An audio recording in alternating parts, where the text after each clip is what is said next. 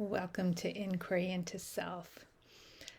I'm going to use the next several to just explain how inquiry has become so powerful in my life. In meditation, I can sit back and I feel what we are, this infinite essence. But then I go into life and I may find myself out of peace, out of sorts, discouraged.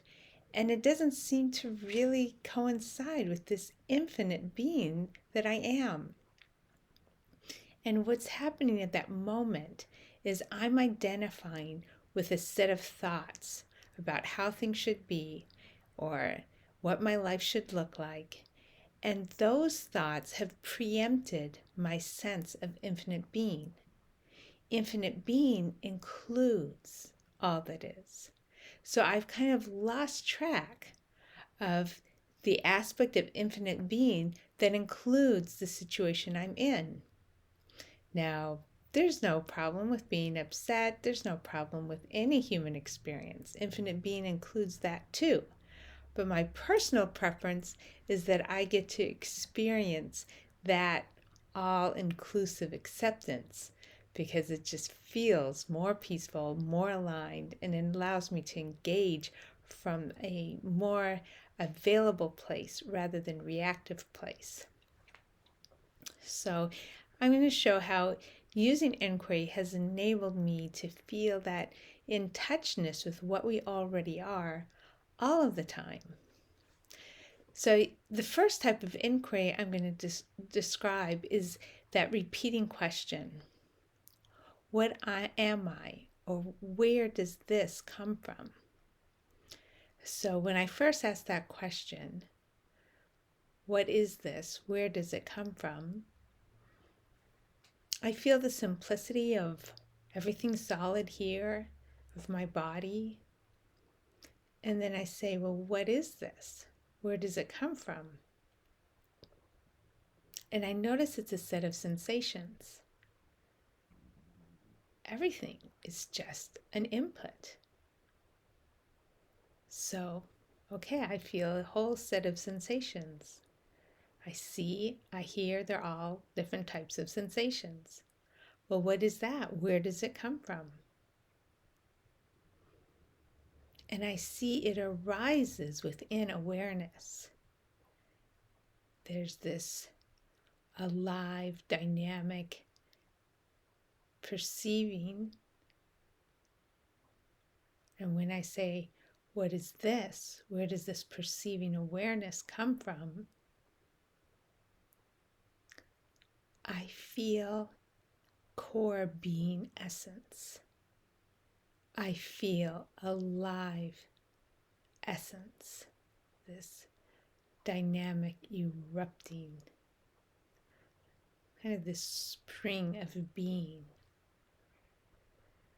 So I just rest as a spring of being.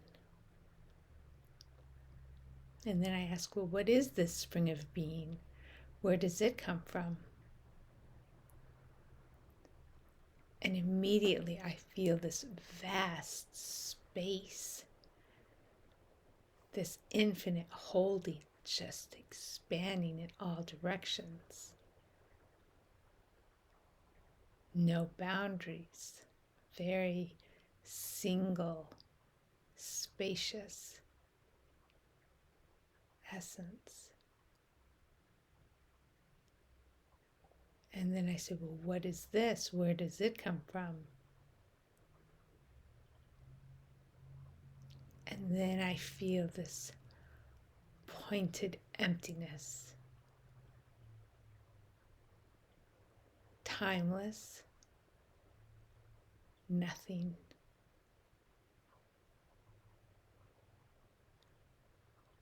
Unharmable, nothing.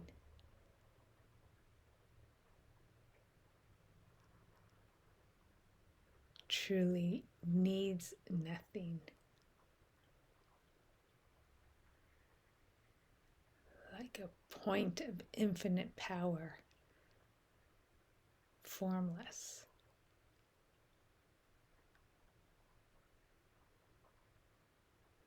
And I say, what is this? Where does it come from?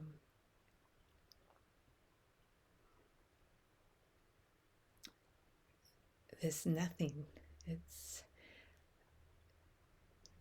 There's there's nothing.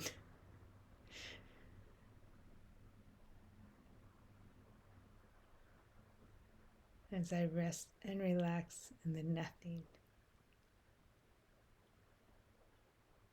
I can almost intensify my experience of the nothing by continuing to ask, well, what else is there that I notice as this nothing? And at this point, I don't really feel an I, there's just this nothing. But what else is there to notice? It requires no space, requires no depth. It's outside of space and time. And yet, if I had to say, I would say all of space and time exists within it. And it has this profundity to it, this fathomlessness, this mystery.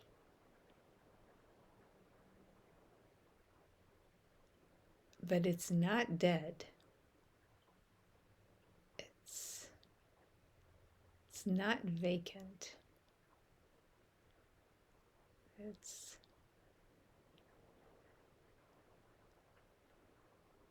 way more than sufficient.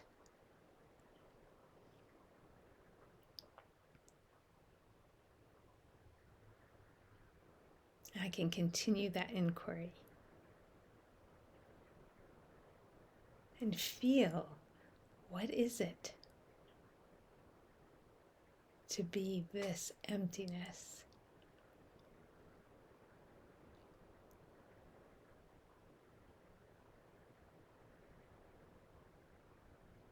And then at the end, I find kind of a link so that as I go forward, I have a way to recall this knowing or to dip back into this knowing.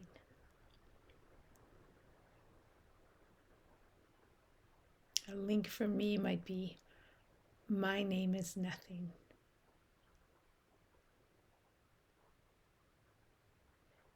And now as I go forward in the day, I can return to this place very quickly by simply reminding myself, my name is nothing. And then I tap into this impermeable, pointed, empty fullness. That's okay. And we'll continue now with more examples of the power of inquiry.